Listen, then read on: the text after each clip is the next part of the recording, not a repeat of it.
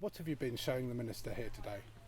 We've been here with Mr Heath, the Agriculture Minister at Hope Farm, and we've been showing him what we've been able to achieve over the last decade, which is maintain a profitable, arable, intensive farming system, whilst at the same time sorting out farmland and wildlife. We've managed to triple the numbers of farmland birds over the last decade, and that's principally due to the fact that we've been in entry-level stewardships for the last 7 years, and we've put in place measures which benefits farmland birds, and those measures have been available to all farmers. And one of the frustrations for us has been that, unfortunately, even though these measures have been available through agri-environment schemes, we haven't seen enough farmers take up those measures and put in place what farmland birds need, which is safe places to nest, habitat to provide enough food for the springtime, and also food to allow them to survive over winter. And we think there's loads of lessons here for the Minister to learn from when he looks to implement the CAP deal, and in terms of getting enough money to support farmers who want to manage their land for wildlife.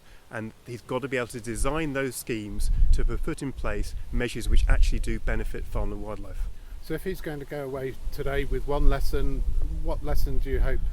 he's learned? That it is possible to farm profitably and at the same time to recover wildlife, and he's got to get the scheme designs right, and he's got to have enough money to do that, and that means transferring to the maximum funds from Pillar 1 to Pillar 2. Now, that's not something that's going to necessarily be very popular with a lot of farmers, but you think that is definitely the right way to go? Well, it's the right way to go if DEFRA wants to meet its obligation to recover threatened farmland wildlife. We know 60% of farmed wildlife has declined over the last 40 years, but at the same time that money will still stay with farmers, and lots of farmers we talk to have been calling upon the ministers to exercise this transfer, because they've transferred their business to actually benefit, to attract agri-environment schemes, and they want that as part of their future business model. So I think many farmers, along with RSPB and other wildlife organisations, are calling upon this Minister and the Secretary of State to transfer money from Pillar 1 to Pillar 2 to the maximum.